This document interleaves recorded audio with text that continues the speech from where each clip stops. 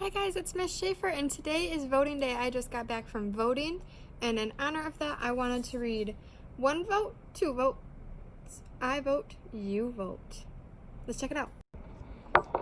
One vote, two votes. I vote, you vote. By Bonnie Worth and illustrated by Aristides Ruiz and Joe Matthew.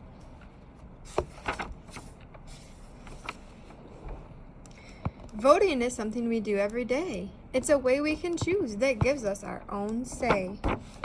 We vote for class president and which snacks to get, where to go on class trip, and what to pick as class pet.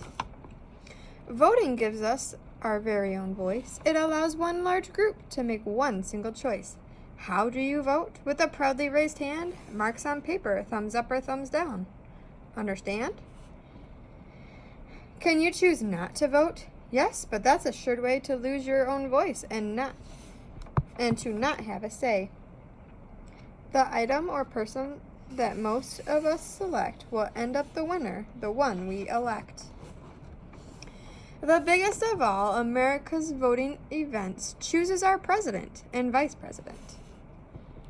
Are the presidents important? Oh yes, they are, very. They head up the government and the military. Vice presidents take over on the unhappy days when presidents get sick or else pass away. Every 4 years we elect them, you see, because we live in a democracy, a government for the people and run by them too, which means that this country is governed by you.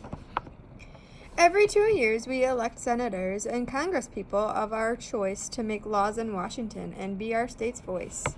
We also elect sheriffs, mayors, and such. Do local elections count? You bet, just as much. When our founders drew up the Constitution, it's true, they said folks should vote, but they did not say who. Since then, our history is marked by brave fights, waged by people who struggled to win voting rights. For all of the races and for all womankind, and also for 18-year-olds, bear in mind. That means that quite soon you will get to vote too, so please pay attention. This matters to you. It says voting rights timeline, 1870, the 15th Amendment, black men can vote. In 1920, the 19th Amendment, so women could vote. Citizenship Act in 1924 says that Native Americans can vote, and in 1971, the 26th Amendment say 18-year-olds can vote. Only citizens can vote, and as you've been told, people who are at least 18 years old. You must sign up in person or on the internet with name, address, and birth date, and one more thing yet. You can write down your party if you do not mind. Cakes and ice cream, you're thinking, is that the party? Is the party that kind? This kind of party, I'm here to report, is the kind that we know as political sort. It's made up of large groups of citizens who share beliefs and opinions too. Democrats and Republicans are the biggest two, plus small parties to pick from, more than just a few. In primary elections run before November, votes will be cast by each party member for the candidate who they hope and they pray will be on the ballot come election day. Candidates set out on the campaign trail to convince voters that they will not fail. A vote for me, the candidates say, will make your dreams come true someday. With speeches and ads and town hall meetings, with handshakes and waves and cheery greetings, they work to win the voters' trust. To win nomination, this is a must. I may be wrong, but it does seem to me that voting is one big responsibility. As a voter, you must follow news carefully. You should read, watch, and listen, and then try to see what the candidates, if elected, plan to do. What are the beliefs? Do they ring true for you? Debates are held for the people to see. The candidates talk on live TV. Moderators on hand have questions to ask. To give their best answers is the candidate's task. A debate is an argument that's meant to sway. It is run by rules in the most formal way. At meetings called rallies, supporters get out to cheer the candidate they most care about. Supporters on the phone or going door to door say, "Vote for my party on election day." They raise lots of money, collect change in jars, sell campaign stickers to stick on cars. George Washington won the vote, so I've been told, during a winter that was snowy and cold. In 1845, Congress passed a vote to say there would be an earlier election day. November. The day each year is easy to remember. It's the Tuesday after the first Monday in November.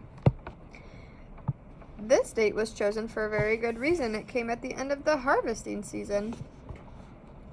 When election day comes, the voter's big role is to make sure to vote at their assigned poll. A poll is where you vote. It is a general rule. It is a public place like a firehouse or school. If you're out of town, there's a chance that you might mail an absentee ballot. Voting is your right. People cast their votes by different means. Ballots fed into computers or direct voting machines. However you vote, it's important, you see, that voters are given complete privacy. A curtain or screen protects voters from view. This ensures that your vote is known only to you. The polls close up at the end of the day. Here come the counters. Please clear the way. By the special computer, poll results are scanned.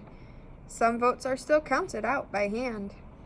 The results are sent to the Board of Elections, which declares the winner after careful inspections. The loser admits their bitter defeat.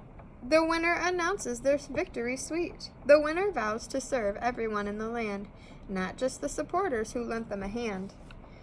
If all of this rings true, it is my dearest hope that you will cast your vote for the cat in the hat.